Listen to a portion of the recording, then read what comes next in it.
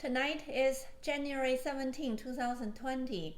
I had the pleasure to invite my daughter Jasmine to share the topic healthy living, exercise, and eat well with me together. Welcome, Jasmine. Hello. Hi. So, what do you want to talk about healthy living? I want to talk about the importance of it and then how to balance it with a really busy life, like in high school. Yeah, that's very important. Why is that so important? Well, a lot of the times, especially since I go to a boarding school, a lot of people can forget about living healthy and constantly worry about their grades, and then they push back being healthy, eating well, sleeping, things like that. So it's really important to remember to take care of themselves throughout the process. Right. I also understand health, self care, the importance of that because for us, we have a very busy work life, family life. So self care is indeed very important. But how to do it? What kind of practice you adopted to make sure you have a healthy lifestyle? Well, like at first, it takes a little bit of time to like adjust to it, and throughout you figure out different things. But like eating at my school is pretty difficult because the meal plan there is very limited. Like you don't have many options for fruits and vegetables, but we have a wellness class that it's mandatory for us to take, and we learn the amount of grains, starches, vegetables, and protein we need.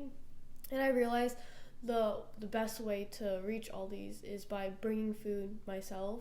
So over the weekends when I come back home, my parents, you guys like buy vegetables for me or like frozen packs of vegetables that I can microwave at my dorm and then eat them there. That way I can still get my nutrients even though it's really busy, and I still eat cafeteria food, but I also know I have food in my dorm, which is pretty good. So nowadays I adopt this XS10. It's a program for me to lose weight, gain muscle. I didn't eat enough vegetable, so now every dinner and lunch I have 300 gram of low GI vegetable, which means pretty much all the vegetables above the ground. There are some vegetable under the ground like potato. Those are not considered. They're considered high GI with a lot of carbs. So I eat a lot of broccoli, the beans, green beans. So what do you think are the necessary amount of vegetable on a daily basis? Well, normally I try to eat vegetables in every meal, like including breakfast. Sometimes that's more difficult, but maybe like if you don't have vegetables in the morning, I eat fruit at the same time.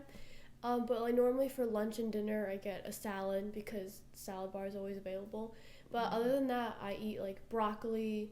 A lot of the times they have beans because they're really easy to cook too. Sometimes they have like cooked spinach, things like this. Normally, probably at least a cup.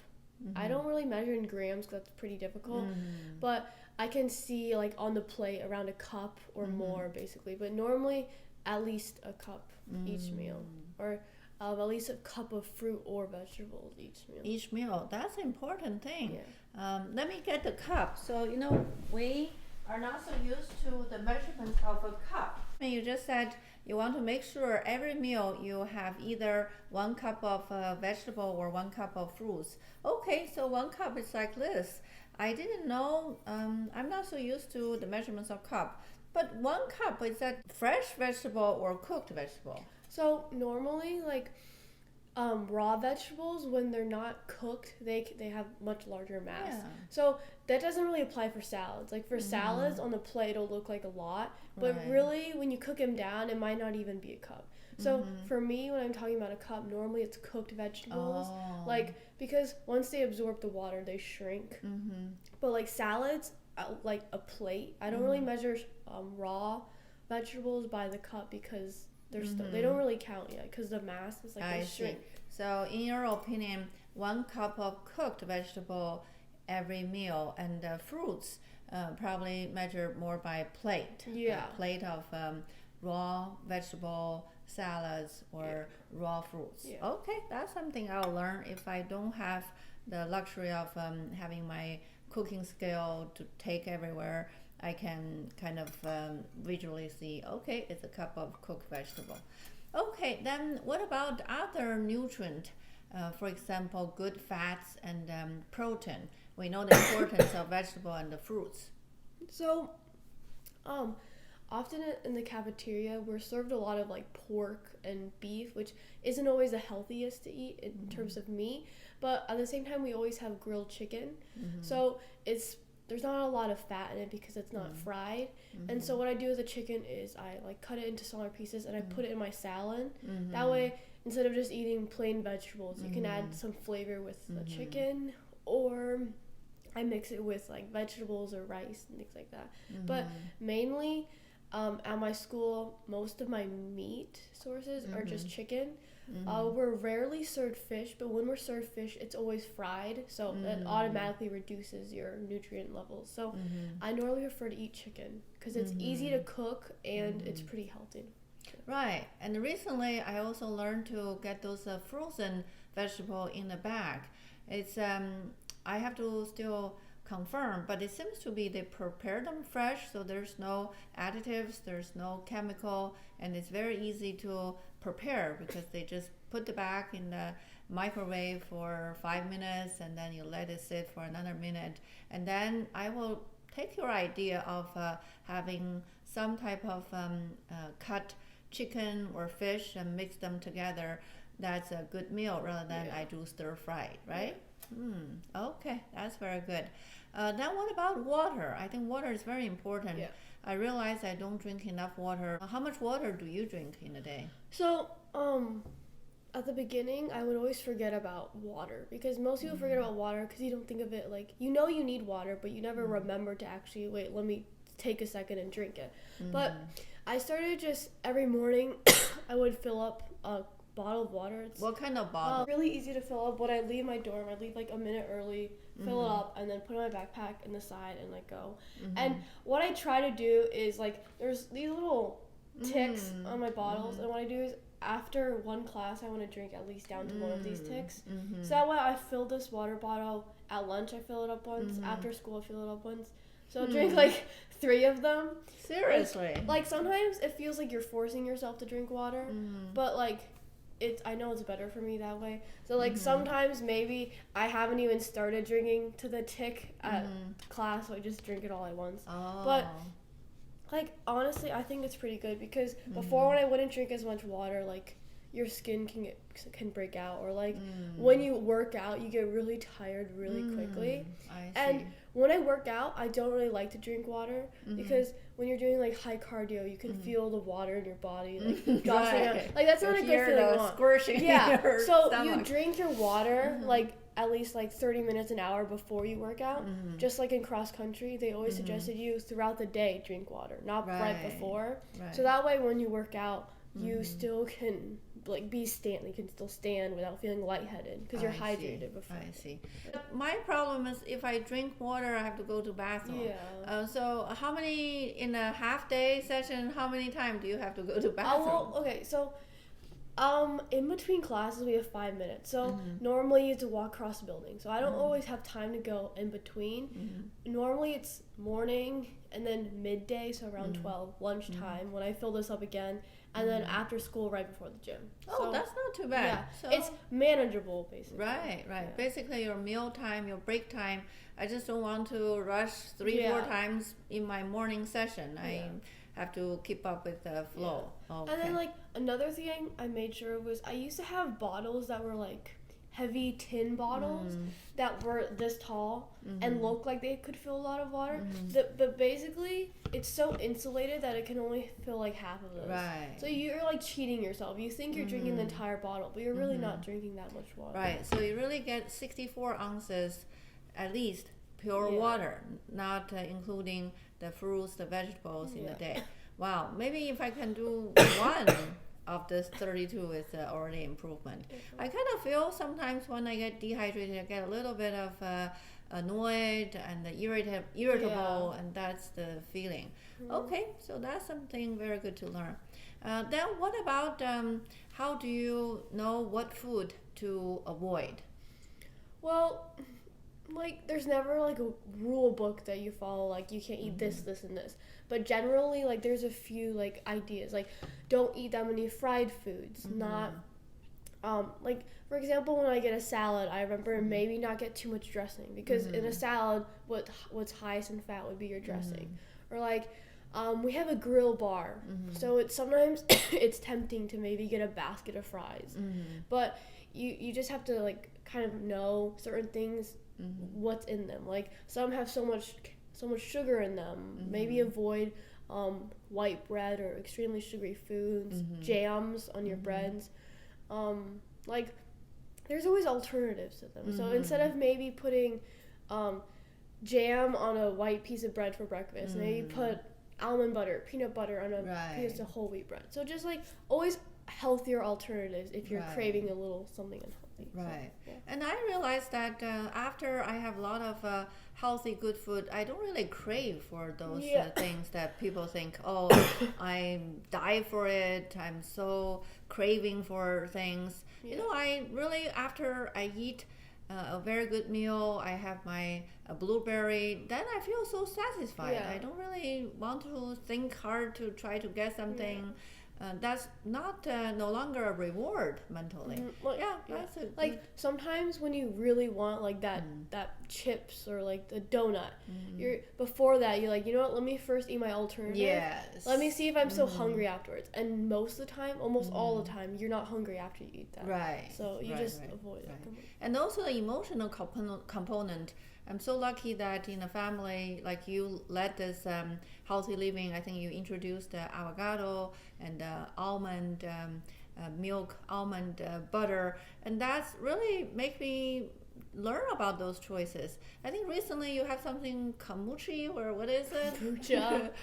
Tell me about it a little bit. So kombucha, I've heard of before, and I drank it once when we bought it for a party, and it just tasted disgusting 3 years ago. But then at IMSA, it's like a really big culture. Like a lot of people drink kombucha, and I never knew why. I was like, it's disgusting. I drink it, and it tastes like spoiled milk, you know? And then, and so I was like, you know what, I'm just gonna give it another try. So then one night I decided to like research like kombucha because I always heard it had alcohol in it. I was like, okay, I can't be drinking that. But there's different types of kombucha. There's raw, and then there's synergy, there's mixes. So raw was the one I drank 3 years ago, where it has like 1% alcohol in it because it's natural. I didn't know you drink alcohol then. Because it's natural fermentation. That's why it tasted so bad to me. But then synergy is like half. It's mixed with fruit juices, and it's not like the artificial fruit juice. So there are natural fruit juices in them. At the same time mixed with the fermentation. So the alcohol level is little to none. So I was like, I'm going to give a try to this one. So we went to like the local store and we got like a bottle of it. And I tried it, and to me, it tastes like a healthier version of a soda. A lot of people who drink it like don't believe it. They're like, no, this tastes like vinegar. That's a very common thing that people think it tastes like. But honestly, I don't drink it on the daily, but I feel like if I'm really want to drink a juice or something like that, it's a healthy alternative because it's kind of like a cleanser at the same time. It's like ginger, things like that. A lot of antioxidants in it. And it's very low in sugar. On average, per bottle has like 4 grams of sugar, which really isn't that much considering how much. I see. So, maybe we'll be toasting on kombucha rather than wine or beer or something. Now I'm on a relatively strict diet. I don't want to explore into any extra calorie. I just want to stick to my green vegetable and water, and I have a habit of a cup of black coffee a day, so I'm going to keep that. But that's good to learn. I think you guys are the youngsters that know all the trendy healthy stuff, so that's good. So we talked quite a bit about diet, eating habits. So what about exercise? You know, in the last 3-4 months, I adopted some new exercise routine, such as the weight-bearing exercise, resistant exercise. I found it's very, very beneficial. It helped me boost my energy, metabolism, and help me sleep better. But I'm still a beginner. I'm making very slow progress. I think I dream to be able to do a pull-up. I don't know if in my lifespan I'll be able to do it. But share with me you're always been very muscle, have a lot of limb muscle, very fit. So how do you see, what's your trick and how do you maintain that lean muscle mass? So a lot of the times, like back at home, the gym, it was hard to go to because first of all, I can't drive. So it takes a lot of time to ask my dad to drive me back and forth to the gym. So that option was pretty limited. So coming to IMSA, like there's a gym that's always open most of the time. So I developed a routine to go at the end of the day. So after school, I would go straight to the gym. I wouldn't let myself go back to my dorm because I tried that. I tried going back to my dorm, changing, and then going back. But that process itself, I go back, get tired, eat a snack. That's like a 30-minute process. So I started just bringing my clothes, changing right after school, and then going into the gym. And then there were like so much equipment around me. I didn't know how to use any of it because I've never been to like a professional gym. So luckily my school has a trainer there, and his job is to be there for you and teach you how to use equipment. And at first it's a little intimidating, like not knowing what you're doing when everyone around you is like using the equipment like they've done it for years. So I asked him to give me like exercises, and the first day I was like, abs, I want to focus on that. So the first thing he asked me to do was, before you do any workout, you need a warm up. So high cardio. He asked me to do a rowing machine or row for 5 minutes, run half a mile, do the bike for 5 minutes, things like that to get your heartbeat going. And then after that, then we actually started the real workout with like my abs. What I noticed is I really enjoy workouts that are focused on just using my own body, like my own muscle weight, basically. I do use weights, but it's very minimal. Like the highest weight I'll go up to is 30 pounds, and that's a lot for your weight. Yeah, and that's for just like arms. I never really bench, so benching is like laying down and going like this, or squatting, because normally that's the bulk. My goal for going to the gym was like to tone, lean muscle mass, you know? So the types of workouts he's starting to give me now are more depending on your own weight. So push-ups, like sit-ups, sometimes with weights, but very small weights, minimal weights. The only thing that I actually use weights on now are for my arms. And then legs, it's always like lunges, squats. I never do leg presses because that's a lot of strain on your muscles, things like that. So I don't really go overboard because I'm not trying to become like a lifter or anything like that. So I came into the gym knowing what I wanted to focus on and which muscle groups to focus on. Like it's kind of confusing because when you go in, there are so many things to do. You don't know what to focus on. But the second you know what your goal is, it's so much easier because you first need to decide, am I trying to tone my body, get lean, or am I trying to build muscle mass? Because they're two very different workouts. One of them is high cardio, running. One of them is lifting weights, benching, all these. So that's like the first thing I decided. Right. Yeah, let me summarize a little bit. Quite a few very important points. One is the goal. I think we're all ladies. We like have a tone, very nice curve, and but with the muscle, with a lot of exercise tolerance, and with a good cardiopulmonary function. Those are good. So when you do the prep, the warm up, when you run, how many miles per hour do you run for a half mile? So for that half mile up to a mile normally, it's pretty fast. Like I like to start maybe a minute of slow jogging, but then I get it up like almost to my max. So I'm trying to get my heartbeat up as high as possible, as fast as possible. So basically, once I'm done, I'm like panting and kind of tired. You mean 7-8 miles per hour? Yeah, like 7 miles per hour, 8 miles per hour. Okay, I get it, because when you do the cardio, almost like HIIT, the high intensity, it's you like want a to burst. quickly get your heart rate high, and then so get your muscle warm, ready for the resistant exercise. And when you focus on, I get your point of more using self weight. But for me, I think I want to lose weight, build muscle. So I do need to use some weight because I feel using weight can train your muscle step up. If you do the self weight, then you have to do more repetition. That will take a little longer time. So in my exercise routine, it's mostly 15 repetition for one exercise, immediately followed by another. That's called superset. And I do that after one set, I rest for 1 minute and then repeat it 3 times. And then there are only 4 groups of this exercise each session. So how was your reps and how many types? How I would do it is I don't really have a cycle that I rep. I do one movement 15 times. I rest 30 seconds, and then I do that 3 times. So 3 reps of 15. On average, every workout or exercise I do is minimum 10, maximum 20. And then on average, 3 reps of it. And then after I do those 3 reps, then I have maybe a minute break. So that's how I do it. It's a little different from yours, where you do 3 superset. Superset, you know? And then that's how I But how many, for me, I do 4 supersets, total of 8 type of motion. So how many type of exercise you do in one day? So on average, probably 8 to similar. but they're all very like the trainer at my school, he purposely makes all 8 extremely different workouts.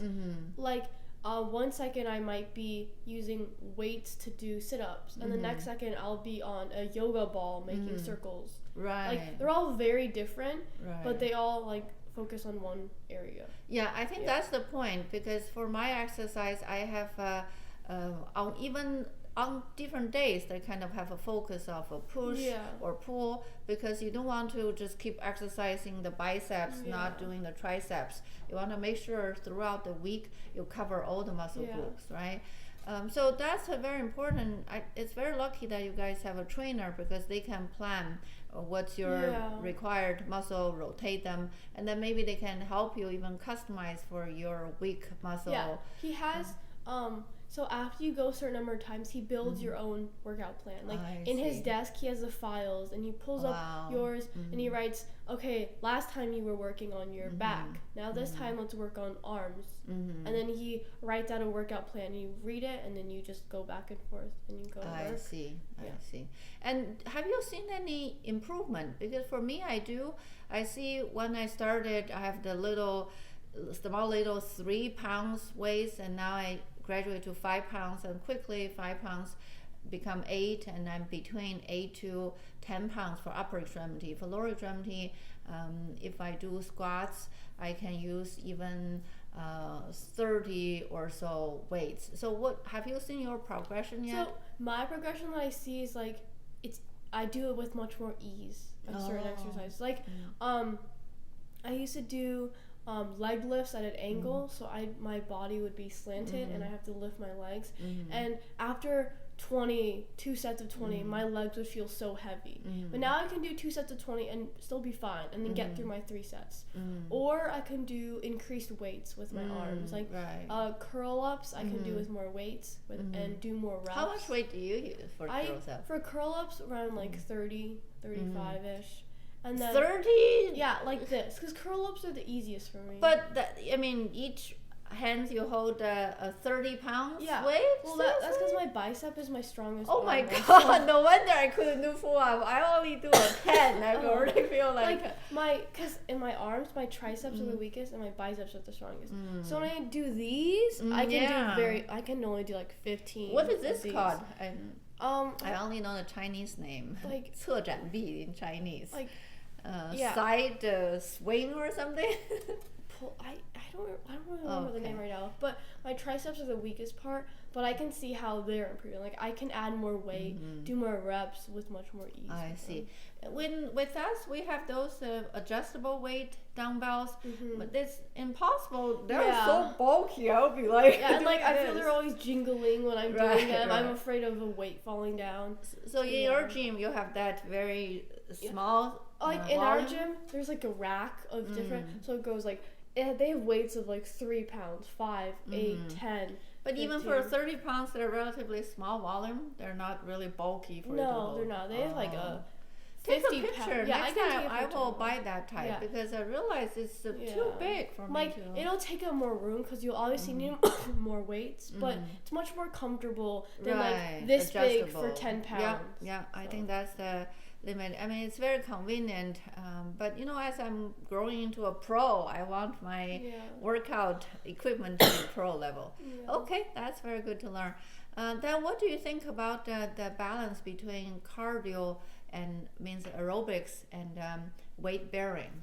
So, aerobic exercises I do actually every time I work out. No matter what I'm focusing on. Even when I'm doing arms, I'll still do aerobic exercise. I'll always run every time I work out, before and after. I just feel like it's really good because instead of just sitting and stretching, it helps me just relax all my muscles. I don't have to be running 7 miles per hour. I can just jog, and it helps my body, like with my heart rate lifts it up too. And it at the end of a workout, just jogging just soothes all your muscles for me. And I always think it's a good balance between aerobic exercise and anaerobic because the balance is 1 second you're doing high intensity really fast, and the next second you have a time to break apart and like relax. And running tones your body too. It exercises almost all the muscles in your body at the same time, which is really helpful, and it's just a really good thing to do, running. Right, that's also my recent learning. I read an article at New England Journal of Medicine. I'm still reading through that. It says aerobic exercise really improve your cardiopulmonary reserve. There's measurements called O2 max, just means how much oxygen you can exchange. That's a very cognitive measurement.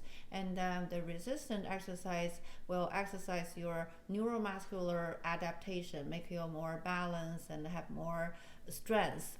But there is a balance. You need both. You need the benefit of both. But there's some controversy that if you don't combine them right, they may be contradicting.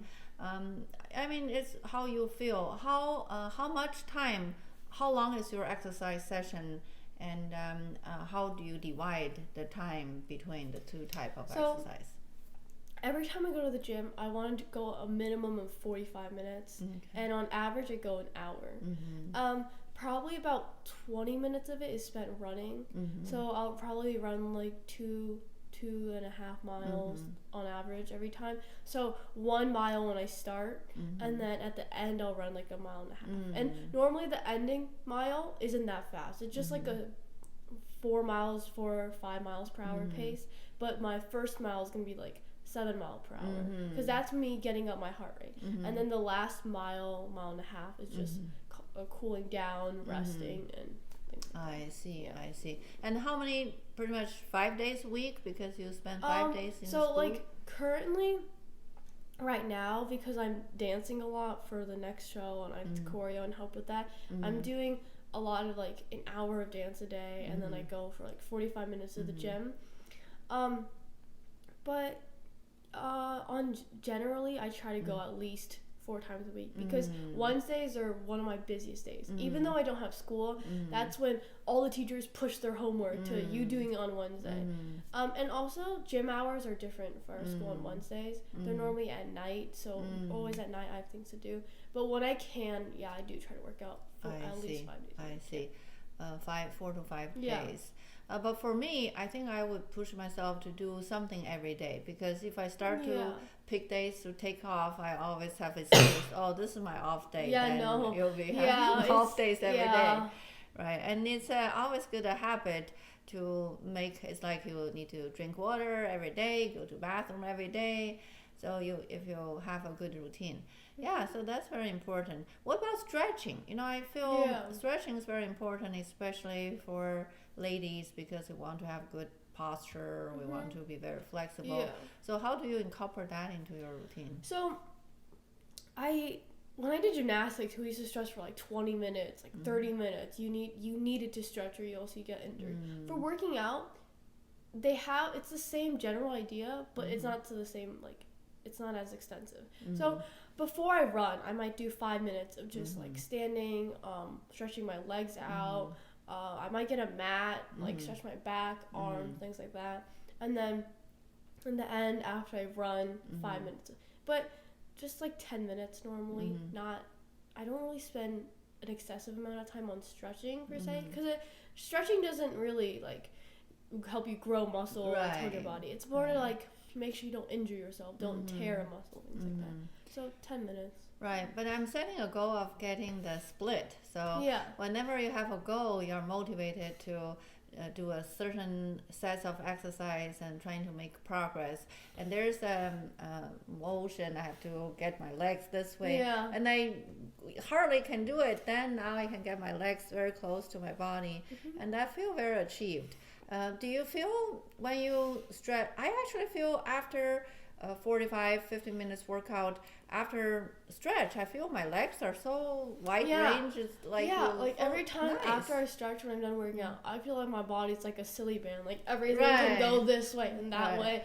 And then I walk down the stairs and my legs are like so soft. Definitely after workout, your body, all your muscles feel loosened. I really appreciate your input on how to do this, and especially interest. We can share the same interest, and we can think about how do we optimize our health. There are many areas we can learn. For example, mental health, how to manage stress, how to feel inspired. I started doing meditation, and there's also sleep health, hygiene. Today, I think we already learned a lot. We learned from you how to maintain a good eating habit, even in a boarding school, how to maintain an exercise routine. In general, like eating healthy, working out is not a lot of people try to do like a very short term, like I'll go on a diet, I'll work out every single day, I'll restrict my calories for 2 weeks, and then I'll lose 10 pounds, and then I can go back to my regular. But normally, it's basically like an entire lifestyle change. You want to just do everything in moderation, basically. So it'll take time, but you want to change your lifestyle, not change your next 2 weeks. So wow, this is amazing. I'm sure my subscriber will really enjoy the expert opinion. And this is the new generation. It's not that I'm trying to advocate my kids. This is so amazing. Okay, thank you very much for sharing this interesting discussion with me. And if you have any questions, feedback, please put it below in the comments. See you next time. Bye.